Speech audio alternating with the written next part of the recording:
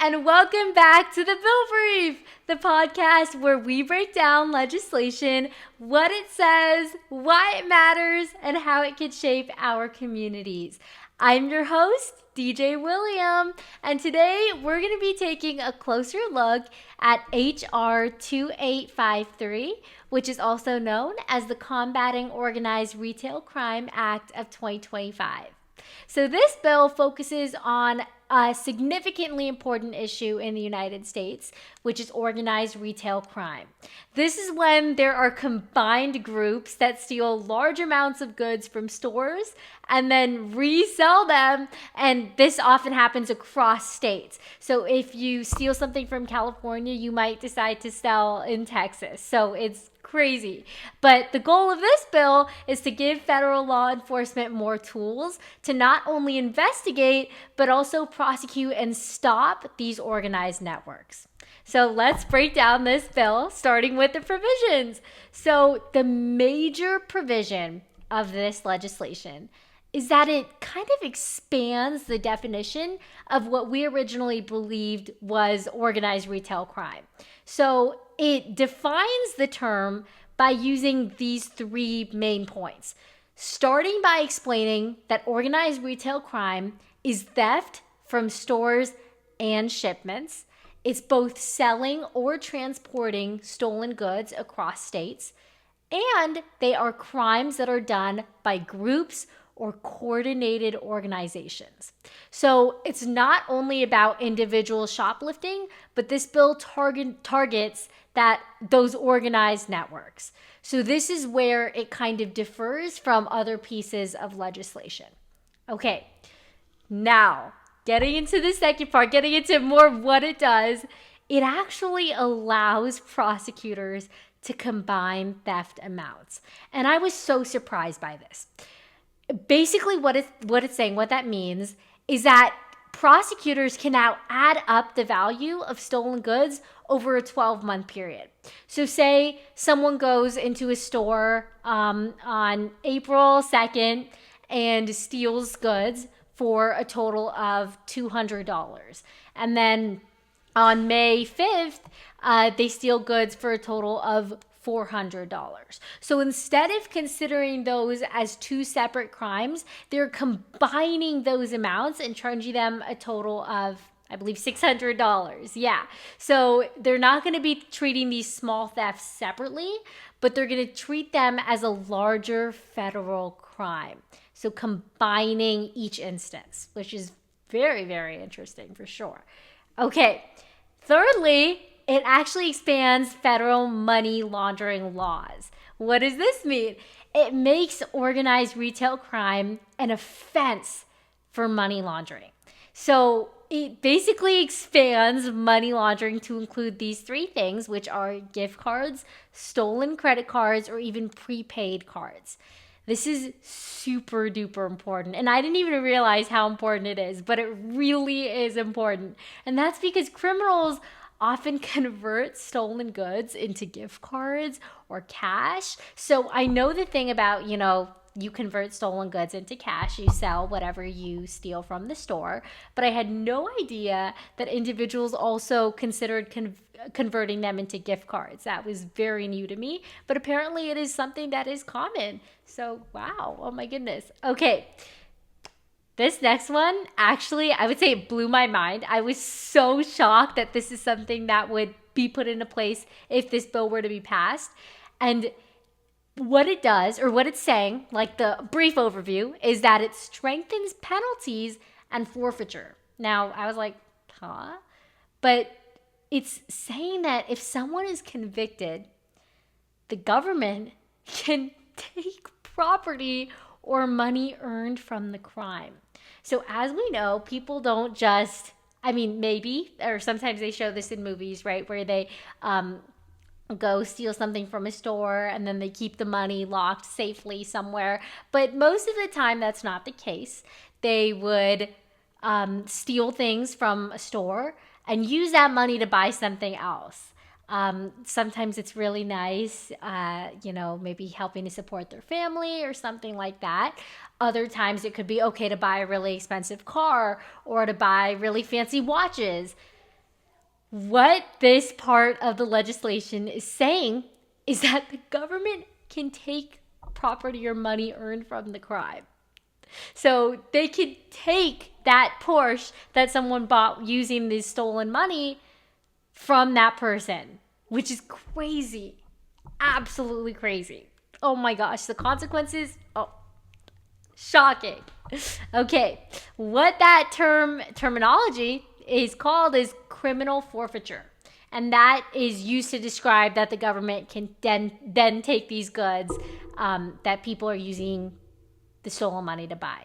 Sorry, I was like thinking like, how am I supposed to phrase this? But yeah, okay. And our last and final provision that we're going to talk about is that it creates a federal coordination center. What it is it creates a temporary center. This is within the U.S. Department of Homeland Security, and the center would basically coordinate investigations across various states and help local and federal law enforcement work together.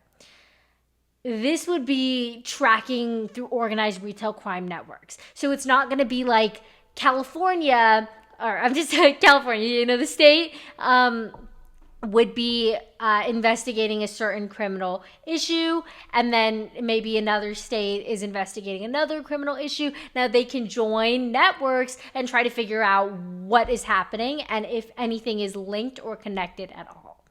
This is through what we say, because when somebody is stealing these goods, they would often sell across state lines. So this is really important that states are working together to find the criminal, find the culprit, and come up with an organized solution, especially since we're dealing with these organized networks. Alrighty. Okay, so what are the effects, what are the impacts of this legislation being passed? Number one, stronger protection for businesses. Both retail stores, especially small businesses, and we've talked about small businesses before, but they are affected a lot by repeated theft over and over and over.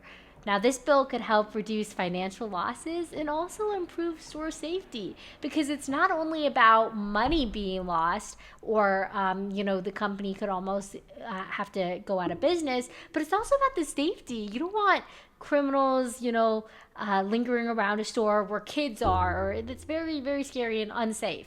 Next, it would be better coordination between law enforcement. Retail crime often crosses state lines, as we've talked about, but federal coordination can help both track criminal networks and also to share intelligence faster. So it just is really great for better coordination. Okay, this one, third one, is integral to this bill specifically, and that's because it targets organized crime instead of specific individuals who decide to shoplift one day. So organized groups versus individual shoplifters. Why is this good? Supporters of this bill talk about how it helps law enforcement go after the people behind the operations and not just low-level participants who are deciding to steal something one day.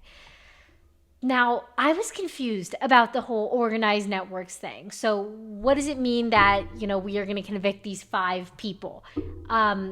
Now, it doesn't have to be just 5 people walking into a store and all of them piling things and putting them into bags. It could be one person who, finds the store hours and is looking into that. One person who's monitoring store security cameras, because there's many different people who are involved in putting together this kind of crime. And all of those people would be held criminally liable by the passing of this legislation. So that's very interesting to me.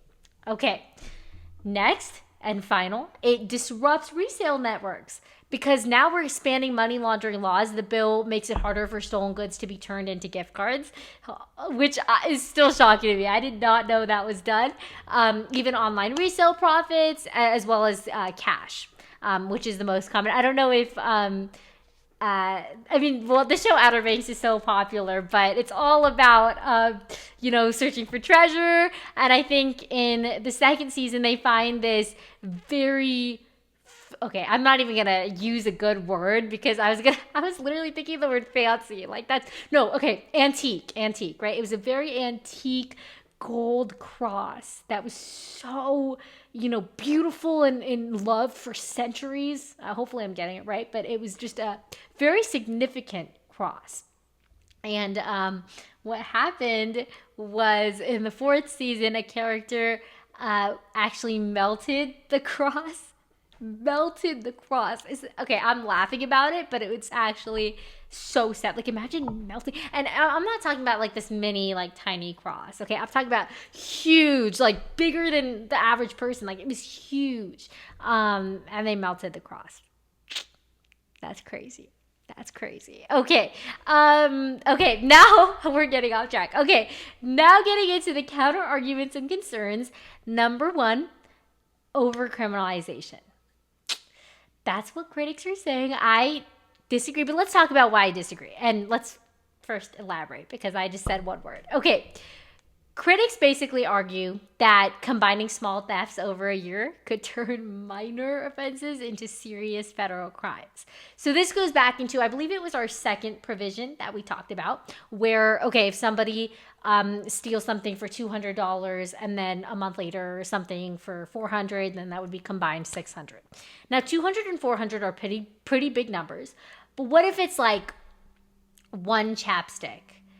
How much is an average chapstick? Well, okay, let's say one pack of 3 chapsticks. Hopefully that's no more than $6. But let's say $6. And then something like a perfume for $15. And it's like every week it's like one of these items. So 6 plus 15, and then that would be 21. And then let's say like 21 times, I don't know.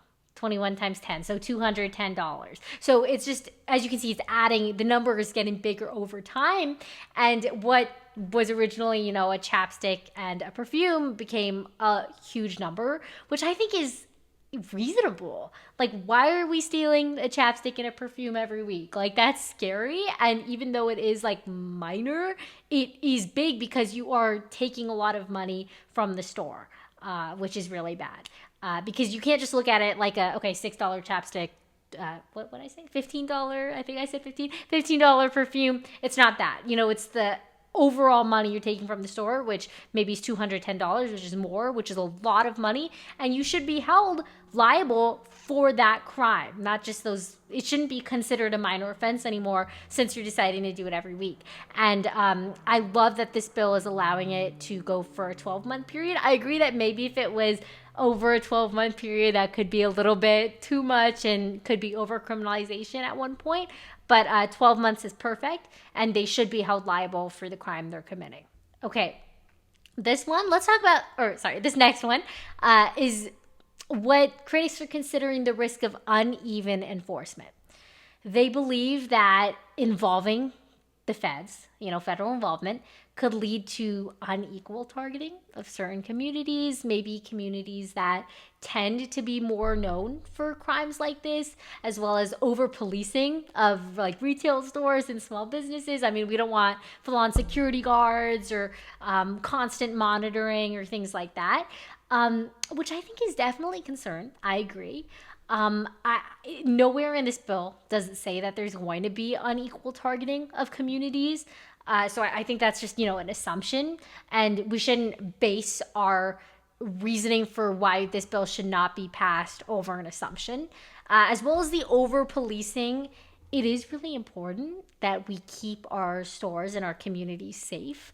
And if that does involve, having more security guards, it is essential. And also, this bill doesn't explicitly state that. So then again, if that is something that is a result of the legislation, we should worry about that later. But we should think about all the benefits of this legislation.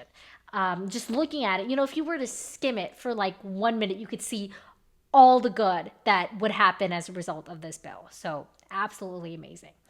Okay, and then, the next critic expands more into the small business burden, sorry. So critics are saying that if we have more federal cases, it could not only increase court workloads, because now there would be so much more crimes that are being sent to court, and it would also require more reporting and more documentation from retailers. So it would expand their jobs as well, having them have to, play a part being witnesses.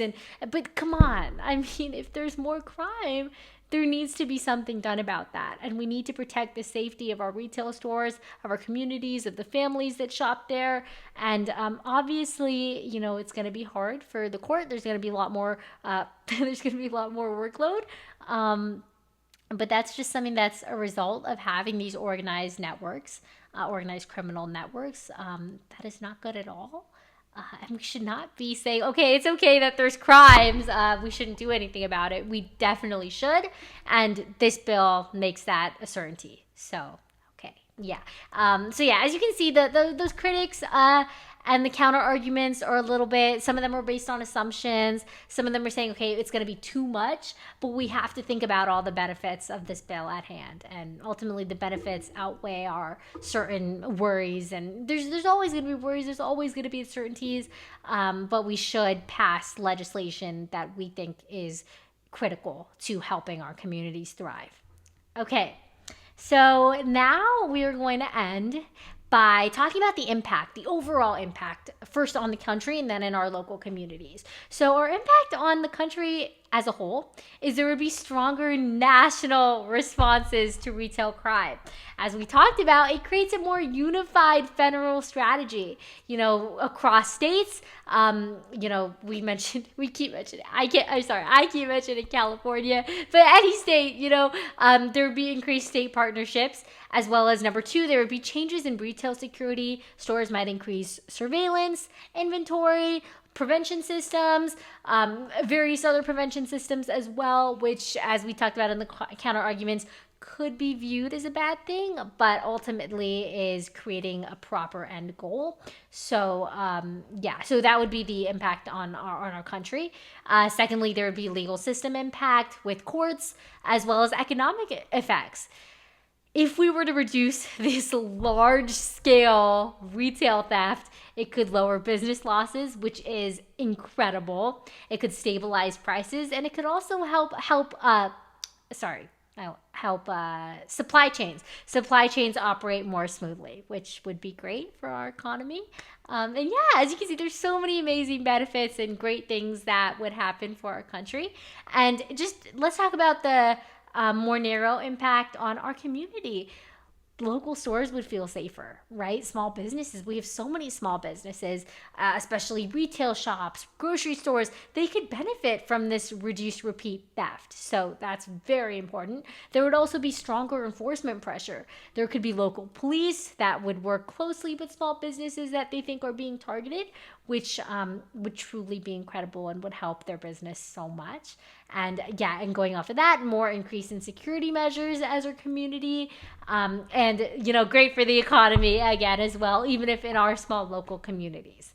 Okay, so we've talked about everything. We talked about the bill, we talked about provisions, the implications, counter arguments.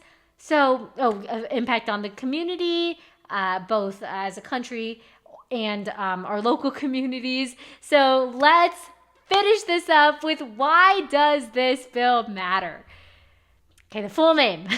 The Combating Organized Retail Crime Act of 2025 highlights a growing challenge in modern commerce, both retail theft, right? Because retail theft isn't always isolated. It can be organized, it can be coordinated, it can be spread across multiple states. And this bill attempts to modernize that federal law enforcement and respond to this shift. And it also raises incredibly important questions about how far the federal authorities should go in handling crimes that also affect our local communities. So it truly is going to be creating a positive change. And I'm so glad we were able to discuss this amazing piece of legislation today. And I will see you next time. Bye.